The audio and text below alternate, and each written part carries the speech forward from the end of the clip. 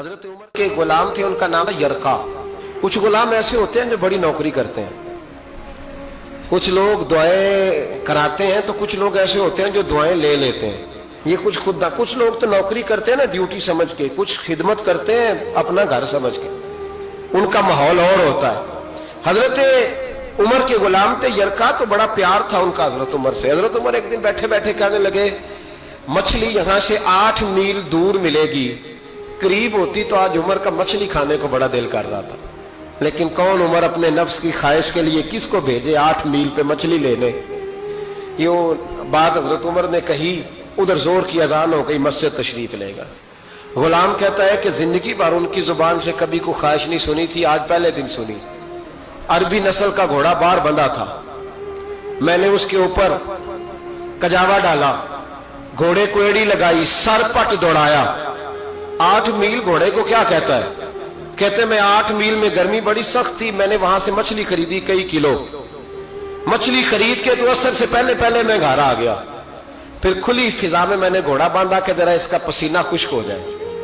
جب پسینہ خشک ہو گیا تو مجھے خیال آیا کہ اس کے تو پیروں کو مٹی لگی ہوئی ہے، حضرت عمر کو تو پتہ چل جائے گا۔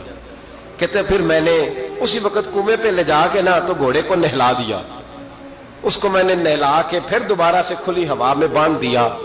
کہتے عصر کی نماز پڑھ کے جناب عمر گھر آئے، میں نے بھی پیچھے ہی نماز پڑھی، فارغ ہو کے نا تو میں نے کہا حضور آپ کا آج دل کر رہا تھا نا مچھلی کھانے کو، تو اللہ نے مچھلی کا بندوبست کر دیا ہے، بس میں پکانے لگا ہوں۔ کہتے جناب عمر کہنے لگے بندوبست ہو گیا؟ کہا ہاں۔ فرماتے وہ اٹھے، باہر گئے گھوڑے کے پاس اور گھوڑے کے گرے ہوئے کان اٹھائے تو کہنے لگے یرقا سارا گھوڑا تو نے نہلا دیا ہے، پر کانوں کے پیچھے سے پسینہ صاف کرنا تجھے یاد ہی نہیں رہا کہ کانوں کے پیچھے تو پسینہ اسی طرح ہے، یہ تو یہ خیال ہی نہیں آیا۔ اور پھر کہنے لگے تو ایک بات مجھے بتا کہ عمر کی ایک خواہش پوری کرنے کے لیے، عمر کے نفس کی ایک خواہش، تو نے 16 میل اس بے زبان کو سفر کرایا ہے۔ اگر صبح قیامت اللہ نے پوچھ لیا کہ عمر تجھے رحم نہیں آتا تھا میری مخلوق پہ، تو بتا میں نے کیا جواب دینا؟ خادم کہتے میں چپ کر گیا، تو میں نے کہا حضور آپ نے زندگی میں کبھی کہا ہی نہیں، آج کہا تھا تو میں نے کہا چلو بندوبست کروں۔ فرمانے لگے اٹھا ساری مچھلی اور مدینے میں جو سب سے غریب گھر ہے اسے دے آ، اور ان کے کان میں کہہ آنا کہ اللہ سے عمر کی معافی کے لیے بھی دعا کر دے، فریضہ تم نے سر انجام دینا۔ ہم صبح سے شام تک دنیا داری کو بڑا وقت دیتے ہیں، بہت ساری چیزوں کو ہم نے بڑا وقت دیا، اپنا نام بنانے کو ہم نے ایک وقت دیا۔ بہت سارے ایسے لوگ تھے جنہوں نے مکان بنانا تھا، ایک زندگی بیت گئی، وہ سارا ٹائم ہی مکان کو دے دیا، اور جب بسنے کا ٹائم آیا تو خود چل پڑے۔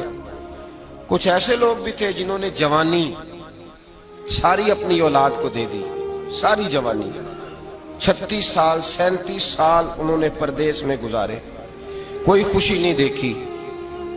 ایک چھوٹے سے جھونپڑے میں وہ لوگ بظاہر رہتے ہیں، جھونپڑا سمجھ لیں، چھوٹے چھوٹے گھر ہیں، چھوٹے چھوٹے آشیانے ہیں جن میں پردیسی رہتے ہیں۔